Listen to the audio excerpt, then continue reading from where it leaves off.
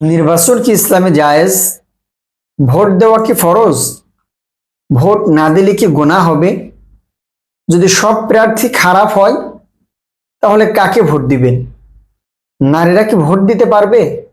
আসুন এরকম একাধিক প্রশ্ন সম্পর্কে আজকে আমরা কোরআন ও সহিহ হাদিসের আলোকে জানবো। কোরআন ও সহিহ হাদিসের বিষয় সম্পর্কে কি বলে। নির্বাচন কি ইসলামে জায়েজ? হ্যাঁ, ইসলামে যোগ্য ব্যক্তিকে নির্বাচিত করার ব্যাপারে আল্লাহ তাআলা পবিত্র কোরআনে আয়াত নাজিল করে দিয়েছেন, ওয়া আমরুহুম শুরা বাইনাহুম, তোমরা পরস্পর পরামর্শ ভিত্তিতে, মাশওয়ারার ভিত্তিতে তোমাদের নেতা নির্বাচন করবে।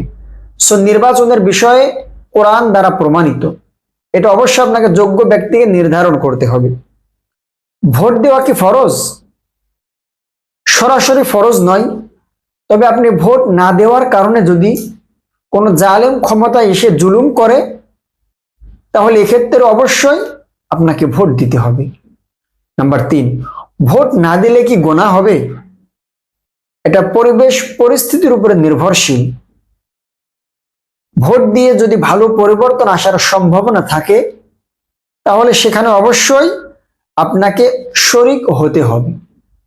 যদি সব প্রার্থী খারাপ হয়, সব প্রার্থী জনগণের উপর অন্যায় আর জুলুম করে, এক্ষেত্রে কাকে নির্বাচিত করবে?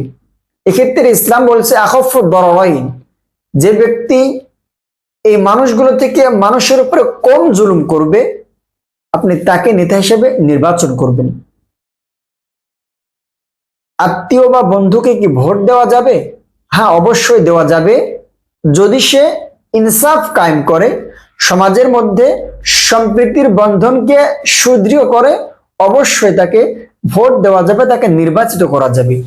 বাকি যদি সে ইনসাফকার না হয়, সমাজের মধ্যে জুলুম ফাসাদ, দেশ ও জাতির অকল্যাণে আসবে, যদি এমন হয়ে থাকে আপনার আত্মীয়, অবশ্যই আপনি তাকে ভোট দেওয়া থেকে বিরত থাকবেন। কারণ ইসলাম এটা আত্মীয়তার সম্পর্কে এক্ষেত্রে দেখছে না, ইসলাম দেখছে, ইসলাম বলছে ইন্নাল্লাহা ইয়ামুরু বিল আদল, যে ব্যক্তি সমাজের মধ্যে ইনসাফ প্রতিষ্ঠা করবে, ন্যায় বিচার প্রতিষ্ঠা করবে, অবশ্যই আপনি তাকেই নেতা হিসেবে নির্বাচন করবেন। ভোট দিয়ে টাকা নেওয়া কি জায়েজ? অর্থাৎ ভোট দিয়ে অথবা ভোট দেওয়ার পূর্বে কোনো প্রার্থী থেকে টাকা নেওয়া যাবে কিনা? না, এটা সম্পূর্ণ হারাম। রাসূল সাল্লাল্লাহু আলাইহি ওয়াসাল্লাম বলেছেন এটা সম্পূর্ণ ঘুষের অন্তর্ভুক্ত। সো অবশ্যই এই বিষয় থেকে আমাকে বেরিয়ে আসতে হবে।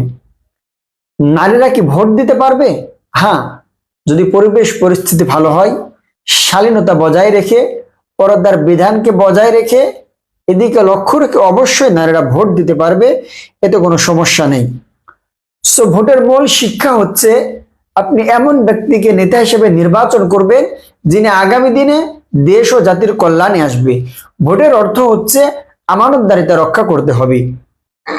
ভোটের অর্থ হচ্ছে সৎ, যোগ্য, তাকওয়াবান ব্যক্তিকে আপনি আগামী দিনের নেতা হিসেবে নির্বাচন করবেন।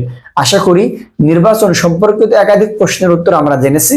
আল্লাহ তাআলা আমাদের সকলকে বিবেক দিয়ে কোরআন ও সহিহ হাদিসের আলোকে আগামী দিনের নেতা নির্বাচন করার তৌফিক দান করুন। আসসালামু আলাইকুম ওয়া রাহমাতুল্লাহি ওয়া বারাকাতুহু।